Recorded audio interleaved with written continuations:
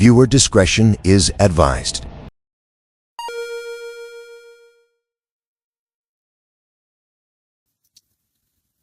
I was lonely, alone, lost. Definitely people know me as like people pleaser. I was a very like a yes man. At some point, I was gay, faggot. I was bullied. But for myself, I mean, some people know now. But before, I was very double life. One set of people knew me as one person, another set of person knew me as a different person. And I learned how to live that lifestyle ever since I was 15, all the way up to 29, to the point where when I was 29, I was living like a triple life. Um, and it's just all started from when my parents were separated when I was 8. Um, they say you're born into sin and some things don't make sense. And I was just like 9, already 8, 9, finding guys attractive, not even knowing what that meant. I was interested in like playing with Barbie dolls with my girl cousins. My dad wasn't in my life. He would always let me at my cousin's house. He would just rather be with the girl he married right after him and my mom separated. And I was always home alone. So I was figuring out stuff home alone because my mom was always working. So summers, it was just me. It was just me in my house figuring stuff out, watching porn, fulfilling my life with things like electronically. I was a man behind the computer. Um, and like everyone thought I was so cool on MySpace and stuff. But I was really like figuring out like what was really going on, what was my life at that time. And then just growing up all the way to since 2005, fifth grade. That's when people just started bullying me because other people were finding their truth, and they thought I was hiding in the closet, and I was just really confused on why I felt the way I felt. And I would ask God all the time, like, why do I do this, or why, like, I didn't ask for this. I didn't ask for this. Where it was more to like I didn't even get to grieve my parents separating because I was so focused on why I was born like this. Why was I created like this?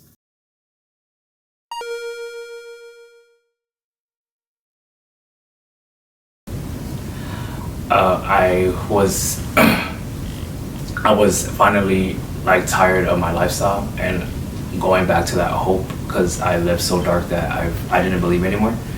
To the point I was living a lifestyle that I wanted to take the chance of overdosing on alcohol or drugs or getting super sick, so I wouldn't wake up no more or go to the hospital and not make it because I was willing to take that choice because I was so unhappy with how my life was going. And I was like, so if it is real, heaven or hell is real, then I'll just have to deal with the consequences when I got there. So I lived that lifestyle for a while until I had a seizure, and I woke up, and as soon as I came out of it, I was still twitching. I had hit the floor already, and a voice is saying, "Control your breathing, control your breathing." That's the first thing I hear, and I controlled it, and immediately I stopped, got up, realized exactly what happened. I'm shaking, and then I walked to my room, and I just immediately like just grasped everything that happened, and I just started bawling out, and I'm shaking like terrified, and hear a voice saying, if you weren't scared, if you didn't believe, then why are you so scared right now?" And then he told me, if I would have taken you right now, you wouldn't have been with me. You wouldn't have been okay where your soul was gonna go. Immediately, like no questions asked. It was no questions like whose voice is this? What is going on right now?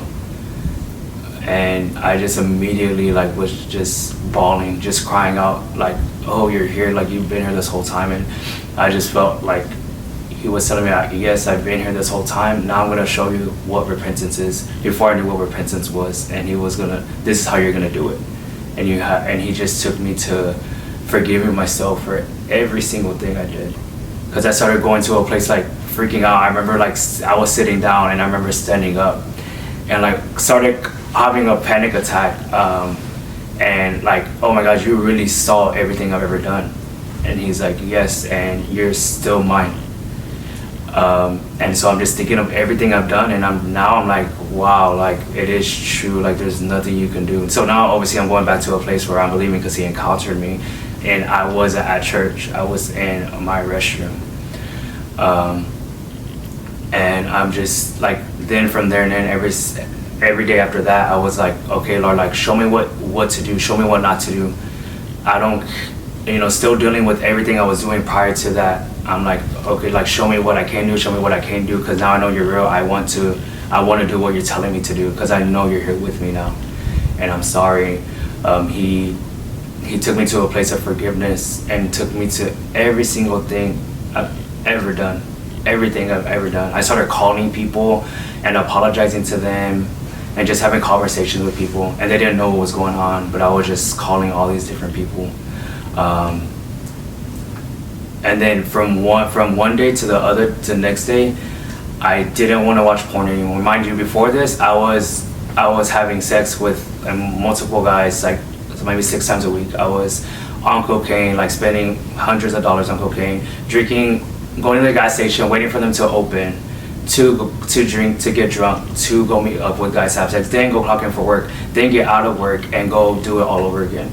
There was times I wasn't going to sleep for 3 days, and I just didn't care anymore. To the point where I was so selfish and I didn't care, and the devil had me, and I ended up getting HIV, and to the point where I obviously I just stayed to myself, and I went to suicidal, and I went back to a place of even more hard on cocaine, and like ever since that, like I just went back. I went even harder to not wanting to do anything at all, not like really giving up, like really never showing my face to my family, and just really trying to die. I felt like my life was over, and I had already lost so much stuff and all my closest people to me, and I just felt so humiliated, dirty, and so disappointed with myself, and I wasn't who I was anymore at all. To the point where my friends could even tell that I was an addict already. So people were like already distancing themselves from me. So then I just felt even more alone with knowing what I got and what I was dealing with sickness wise, and I was just alone. So just going back to now living like a triple life, because now I'm dealing with like this whole sickness, and then now I'm living with not talking to my family. Then like my dad doesn't even know like any of this that's happening. It's just all these things in my thoughts roaming. My mind is roaming more than it has ever roamed, and he just took me to a place of like forgiveness, and I heard this voice like, this is a problem of what's going on in the world, because people are living your lifestyle, people are doing what you're doing and worse, but like, I'm here, to say that like you're never too far gone, and I felt like I was too far gone, so I had no hope. And ever since, I was hearing him every single day of my life. After that moment, after that encounter, after my seizure, I didn't want anything else. I did fall short a couple of times after, not like in a repetitive sense, but just because trying to like test the waters in a sense, because then I find all these other people having something similar and then saying, oh, well, you can still have a drink here, you can still do this, you can still do that, take it slowly, because it's not healthy. The lie that, it's not healthy to stop everything cold turkey. And I'm here, a product of saying that that's a lie. I know, some people that dealt with what I did was in rehab for so long, mental hospitals for so long. I was in a mental hospital for 3 days. And I felt like I could have stayed in there longer if it wasn't for me just to trusting in God and nothing else. He's always with us, and I just really held on to his hand. Because definitely victimizing myself and still not thinking that I'm worthy. After the encounter that he had with me, after the voices, and looking like a fool for Jesus, I felt like immediately I was like just surrendering to him and telling my friends like, hey, I'm not trying to drink no more, like, because he took that urge from me, which is another encounter that there's no other thing people can try to get into my head and say, well, how do you know that's Jesus? There's no way that 1 week I was doing cocaine, vaping, marijuana, drinking, pornography, having sex, suicidal thoughts for 1 week, and the whole less than 7 days later, I don't want to do any of it. Not because, obviously, because I respected God and I was walking in repentance, but the way that He took the urges away from me, and like no one could ever take that experience away from me, and that's why I come to a place as like, we don't have to hold on to other people's experiences and call it their own. You need to trust in God, and you need to let Him show you what He can do for your life. Because just because this happened to someone else does not mean that it's going to happen the same way for you. Um, but something so dealing with coming fresh out of it was victimizing myself, and feeling like I had to change everyone's life. I came out of this thinking that I was going to come home and I was going to tell people my testimony and they were all going to be on fire for God.